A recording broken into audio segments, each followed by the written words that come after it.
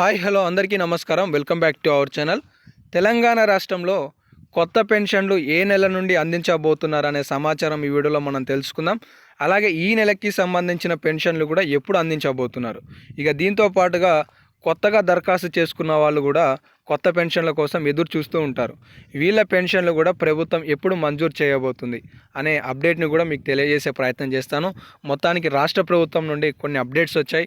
ఈ వీడియోలో వాటి గురించి కూడా తెలుసుకుందాం. ఇవి కాకుండా మీకు ఏమైనా డౌట్స్ ఉంటే కింద కామెంట్ సెక్షన్లో కామెంట్ చేసి తెలియజేయండి.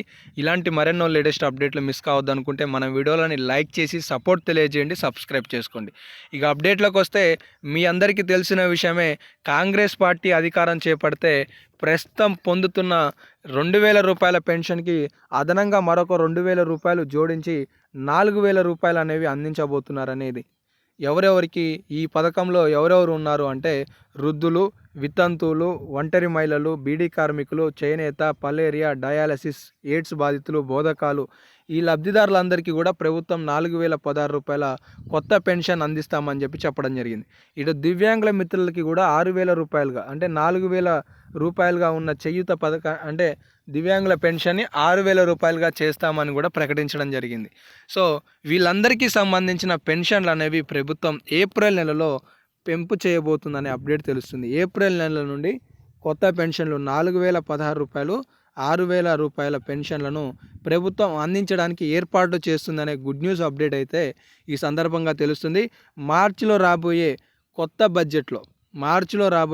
బడ్జెట్లో ప్రభుత్వం ఈ కొత్త పెన్షన్ల కోసం నిధుల కేటాయింపు చేసి ఏప్రిల్ నెలలో ఉగాది కానుకగా ఈ కొత్త పథకాలను ప్రారంభించడంతో పాటుగా కొత్త పెన్షన్లు కూడా రాష్ట్ర వ్యాప్తంగా ఇప్పటి వరకు 5 లక్షల మంది ఏమో దివ్యాంగుల మిత్రులు ఉన్నారు.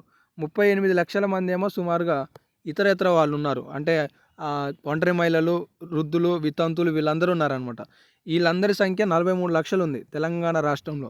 ఈ సంఖ్య గణనీయంగా 50 లక్షల వరకు పెరగవచ్చు అనే అప్డేట్ తెలుస్తుంది. అంటే తెలంగాణ రాష్ట్రంలో సుమారుగా 7 లక్షల కొత్త పెన్షన్లు అనేవి ప్రభుత్వం మంజూరు చేసే అవకాశాలు ఉన్నట్లుగా సమాచారాలు తెలుస్తున్నాయి. వీళ్ళందరికీ కూడా సుమారుగా రాష్ట్ర ప్రభుత్వం 20,000 కోట్ల నుండి 25,000 కోట్ల రూపాయల నిధుల కేటాయింపులు చేస్తుంది అనే సమాచారం తెలుస్తుంది.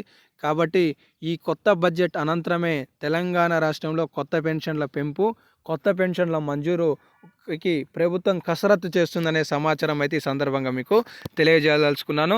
మరి ఈ నెలకి సంబంధించిన పెన్షన్లు కొత్త పెన్షన్ల, పాత పెన్షన్ల అనే విషయానికి వస్తే ఈ నెలలో పెన్షన్లు అనేవి కొత్త పెన్షన్లు కాదు, పాత పెన్షన్లే రానున్నట్లుగా తెలుస్తుంది. ఫిబ్రవరి 26, 27, 28 తారీఖులలో లబ్ధిదారులకు తపాలా కేంద్రాల ద్వారా అందించేందుకు అధికారులకు ఆదేశాలు ఇచ్చినట్లుగా కూడా సమాచారాలు అయితే తెలుస్తున్నాయి. సో ప్రస్తుతానికి తెలంగాణ రాష్ట్రంలో చేయూత పథకం ప్రారంభించడానికి అవకాశం లేదు. ఎందుకంటే ఎమ్మెల్సీ ఎన్నికల కోడ్ మార్చి చివరిలో పూర్తవుతే మార్చి 3వ తారీఖు నాడు మళ్ళీ ఎమ్మెల్యేకి సంబంధించిన ఎమ్మెల్సీ ఎన్నికలకి నోటిఫికేషన్ రానుంది అనే సమాచారం తెలుస్తుంది. మళ్ళీ ఎన్నికల కోడ్ రాబోతుంది. ఈ ఫిబ్రవరిలోనే ఎన్నికల కోడ్ అంటే మార్చిలో కూడా మళ్ళీ ఎన్నికల కోడ్ అనేది ఉండబోతుందనే సమాచారం తెలుస్తుంది. దీంతో పాటుగా ఇప్పటికే ప్రభుత్వం ప్రతిష్టాత్మకంగా 4 పథకాలను ప్రారంభించడం జరిగింది.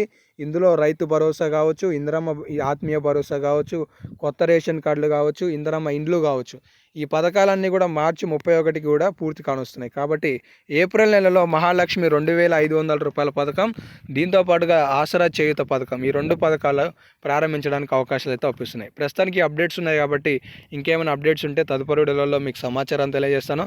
మిస్ కావద్దని కూడా సబ్స్క్రైబ్ చేసుకొని ఫాలో అవుతుండండి. ధన్యవాదాలు.